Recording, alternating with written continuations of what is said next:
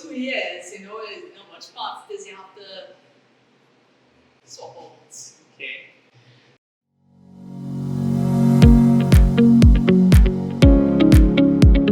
I started in 2019, and the reason why is because the legal agents community in this country back then was popping. Like, it was like a big buzz, and a lot of people in that community didn't take the ideas I could have played the game well. So I was like, okay, I'm just gonna live stream my games to prove that I got the wrong ideas and I got failed by myself. Because a lot of people thought that somebody else was on my account and playing for me. So that's the reason why I started. So Twitch is a live streaming platform that a lot of people, you know, this is a little bit controversial now. There's like a lot of other competitors like Kick, YouTube, and I guess what's this thing called Rumble that's coming up right now. But at that time, before all of these things, Twitch was the main live stream platform. So, are there people from the Caribbean on Twitch? There are people from Caribbean on Twitch, but I would say that the vast knowledge, let's say like the average everyday person wouldn't know what Twitch is. Like they would more know what like YouTube, Facebook, Instagram, or TikTok is rather than Twitch. So like how it is like I started actually reaching out onto other platforms was somebody told me, hey, you know, you're really funny, you should make TikToks. And I was like, no, I'm not gonna make TikToks. I just cringe, right? Like I thought TikTok was a platform that was like Vine or Musical.ly Part 2, which it is, but I was like, nah, I'm just not gonna do that. So what it is I did was I posted one video and like I looked at it for like 2 seconds. I was like, okay, cool, I deleted the app, and like it's only like a few like months later that I just went back onto the platform. I saw the video had like 5,000 views, and I was like, oh, okay, this is, you know, probably something to go in. So that's when it is like I started to reach out onto TikTok, and then Instagram and Reels came to Trinidad. What is your favorite platform as you have a favorite child? Favorite platform? I would say Instagram. I think a lot more people are more wholesome on Instagram than any other platform because anybody can basically come into a live stream and see anything it is they want. TikTok is, you know, you don't know where your video is going to go on TikTok. With Instagram, you know, people actually have to make a conscious effort to, you know, I guess a little bit more personal. Like people with Instagram, like everybody uses Instagram for like personal things. So when they comment on like an Instagram video or something, it is be a little bit more wholesome than what it is you would get on any other platform. So one of my favorite streamers, she made a broadcast group, and I didn't know that you could do that. I thought it was like an exclusive feature for people with like, you know, that were verified. So I was like, okay, I'm gonna try to make this broadcast channel, and if like it would work out, it would work out. So I ended up actually having access to it. So I was like, I'm going to make this group chat. And like I did, and then like my boy Devon Scott went and made the exact same group chat and called it the exact same name. So I don't know. When it comes down to Instagram broadcasts, I feel as though it's more a sense of a community that you get with a lot of other people, and you actually get to see other people's opinions in lifetime. So you could actually post like polls and get like your audience's opinions on that like way better than if it is you just like individually message somebody. It makes it like it's better for community building. What is your general audience like in terms of gender, location, and age?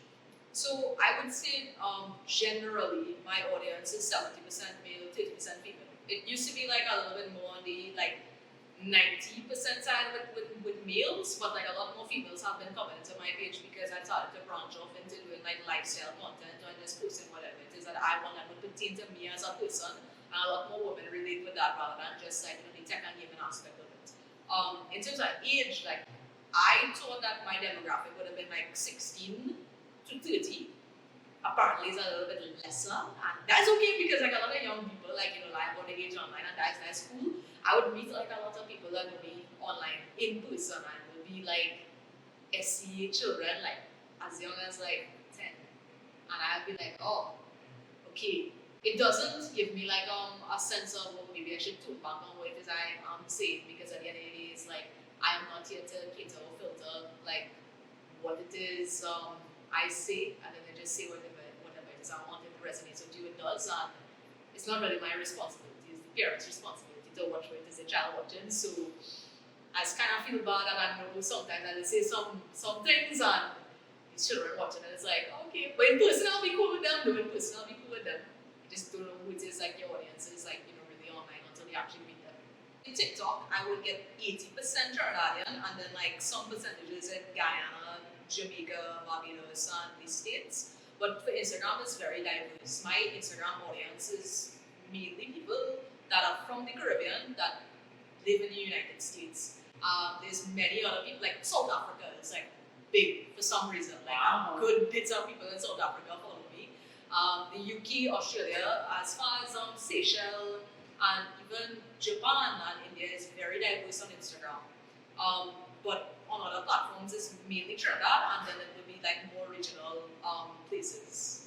Have you ever checked to see which websites they find you on? I would like to say it is that they would find me based off of like just like the search itself. I wouldn't think that anybody would be actually looking me up. And if anything, like if I Google myself, I think it will like the first result will always be like, how do you pronounce Syphifted? Just said it. So yeah, and if not that, like Syphifted boyfriend, like typical normal everyday thing. So that's the searches on Google. I wouldn't say like websites and anything. I can't imagine what your DMs look like. In Trinidad, a lot of the creators, I don't like using with influencers, but a lot of the creators like to lowball themselves. So when it is you put your price out onto the market, a lot of companies feel as though it is big and you're arrogant, and if you use all that when really you're just pointing at camera and making a video. So I was very fortunate to come across companies that were willing to pay me the price I did, and I would call with no questions asked. So it was as big as to the point where I was able to fully take my mom's car that has been parked on for 2 years and totally, get it back up and running again in a working state. And how much was that? Well, it's a good bit to take a car that's been parked on for 2 years, how much parts does you have to swap out. Okay. When it comes to charging, is it a case of you look at it from a project basis? Are you looking at a routine and the time frame? What does that conversation look like? So it depends on the company that is that you work with. I will always try for companies to work with me over a prolonged period of time. That way, it is you can guarantee to get sales conversions as your results, because you don't necessarily want brand awareness as something to take away from. It's like, oh, I have brand awareness now, but like you're not getting back your return on investment in hiring an influencer. I feel as though if it is going to outsource marketing, the marketing should actually prove results, and for you to continuously use that marketing should bring people in the door and convert to sales. So I would advise, let's work with like a 3-month basis, and let's see what it is we can do from there, because that way the audience will have like a liking to be with your brand, and they will feel a lot more safer over a period of time, knowing that it is a with this brand consistently, rather than just doing a one-off video where it is like they will know for sure it's like an ad, it's like a one-time thing, and I just doing it for the money, which I don't really like doing. But a lot of companies just want one-off videos because they allocate this budget for multiple influencers, and there's that also. I would say that creators are direct competitors to traditional media. Traditional media has been phased out for like so long now, since the emergence of the use of, like, let's say the first big influencer content creator-ish person that was like big.